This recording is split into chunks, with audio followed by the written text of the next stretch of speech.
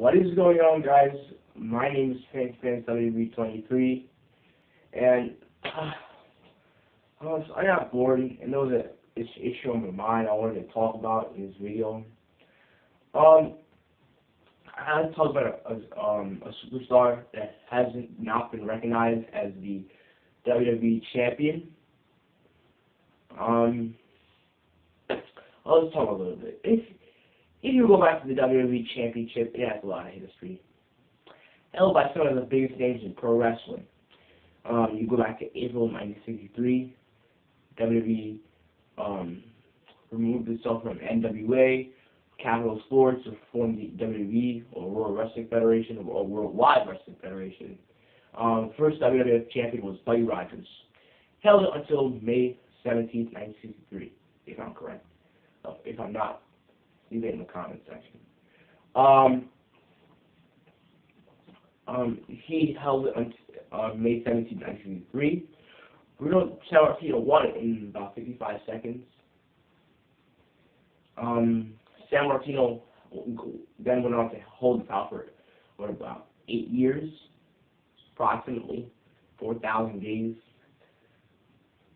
That's a long time. But all good things must come to an end, and he did lose it to Ivan Koloff, January 8, 1971, 8 years later.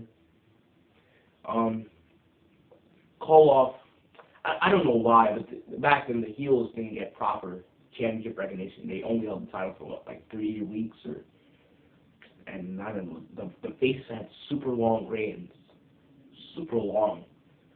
Koloff, I think, held it for about 3 weeks, maybe a month, if I'm not mistaken. Then went to Pedro Morales, and then Pedro held it for what? I think about nearly 3 years. Shit, that was a freaking long reign. And then he lost to Stan Stasiak, who held the title for what? 9 days. 9 days. December 1st, 1973, December 10th. He had 9 days. And then Stasiak lost the title 9 days later to Bruno Sammartino, first ever two-time WWE champion. Then lost to superstar Billy Graham, who was the first guy to actually, have a super long reign in the heel, 296 days. And he still has the longest reign for any villain in WWE history. Okay. Yeah, and then Bob back won the title. And then there's a point where I should say, Backlund held the title for 6 years until he lost it to Iron Sheik in December of 1983. Nope, wrong. He lost the title on November 30th, 1979.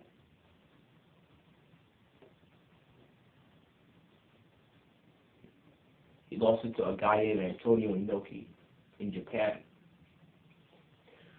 Here's the story of that Inoki. Inoki won the title off of Backlund,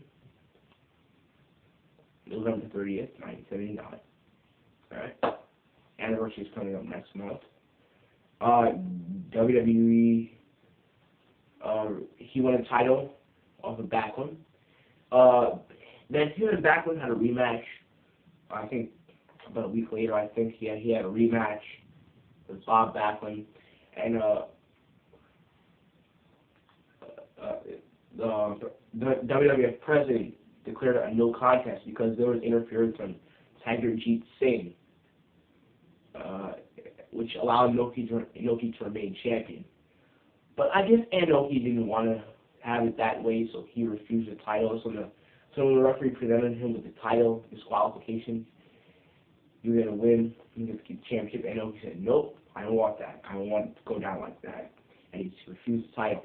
So the title was vacated. Backlund later won back the title, and then the title was later held up. Backlund won it again, and then he lost it to then he lost it to the Iron Sheik. Now, since Inoki refused the title and the title was vacated, the WWE did not recognize his reign. And another reason, the WWE has this stupid theory that if it didn't happen on camera, it didn't happen. If it happened on camera, it happened. It didn't happen.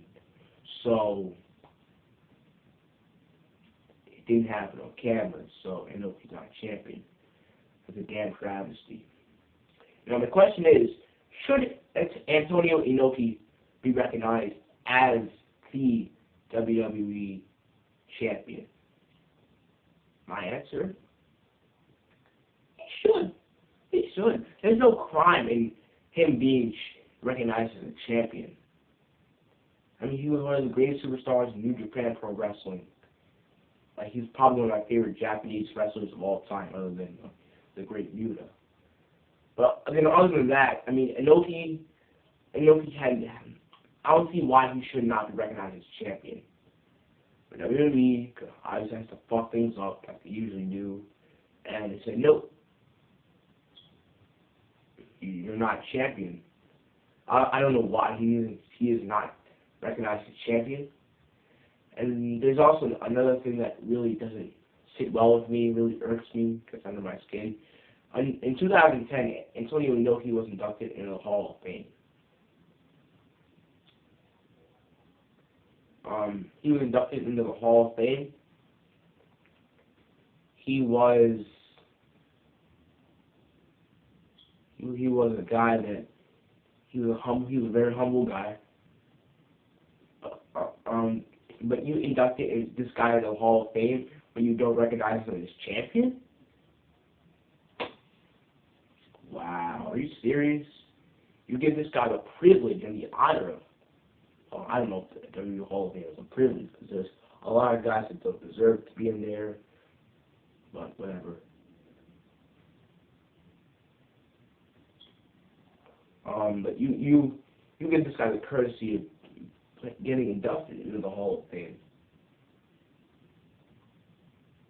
His matches with Luke Dez, his matches with Ric Flair, and he became champion, and he was inducted into the Hall of Fame, but yet you don't recognize the accomplishment that he took. He won the WWE Championship, fair and square. No doubt about it. There's no argument that he won the title. And it's on YouTube. You can go look it up. Bob Backlund versus Antonio Inoki. And they'll say Bob Backlund versus, I think Backlund spelled wrong, but Bob Backlund versus Antonio Inoki from, it actually says September 30th, 1979. It was actually November 30th, 1979. Wiki says it in their history. I'm sure if I asked this question, he would say, yeah, it's November 30th, 1979. But I don't see why that Antonio Inoki should not be recognized as champion. You put him into the Hall of Fame, but you don't give him the right to say, oh, I was WWE champion a little short time, but I was champion. Wow. Are you guys serious? Oh, man. Let me count how many champions there were. Buddy Rogers, Bruce Sammartino, Ivan Koloff. This is not counting multiple title reigns. So, Ivan Koloff, Pedro Morales, Stan Stasiak, Superstar Billy Graham, Bob Backlund, and then Antonio Inoki. 8th champion in history. And you probably guys are going to start saying, oh, well, shouldn't Greg Valentine or Ted DiBiase, $1 Million Man, the father, not the son, of course, shouldn't Greg the Hammer Valentine or $1 Million Man, Ted DiBiase be champion? No. Greg Valentine should not be champion because, well, the title was held up. I mean, the Hammer didn't deserve to win that title. It was just a mistake by the ref. And don't get me started on DiBiase, because Andre the Giant surrendered the title. He merely had temporary possession of the title. He wasn't champion. But Inoki's a different case. He won the title fair and square. No controversy, no temporary possession of the belt. Certainly no mistake by the ref. He won the title fair and square.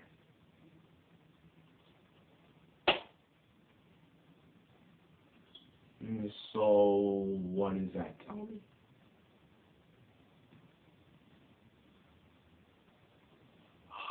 Man. Should Antonio Inoki be recognized as WWE champion? He should. He should. That's basically it. A 10-minute video. If you're watching on the computer, the procedure, number 1, give this video a like. Number 2, comment down below in the comment section. Number 3, subscribe to my channel up above. Basically it, guys. Like this video, comment on this video, subscribe to my channel for more reviews, for more videos. Speaking of reviews, I'm actually going to start doing a vintage review series. I'm going to start doing reviews on pay-per-views from 1985 to about 2008. WrestleMania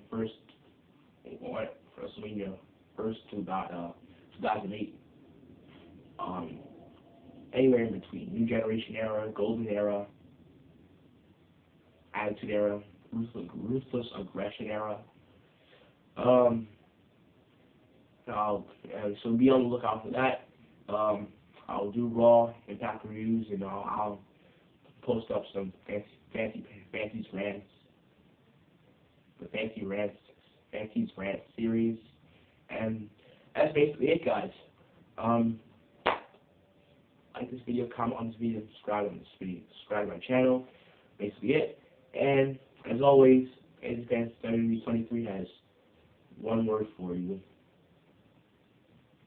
Peace.